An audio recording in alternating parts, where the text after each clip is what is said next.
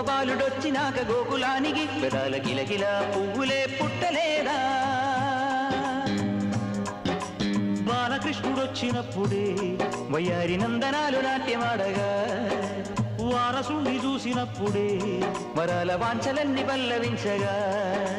నందుడింట చిందులేసే అందమైన బాలుడే తనవాడై గోరువంక వాలగానే గోపురానికి స్వరాల గణగణ గంటలే మోగనేనా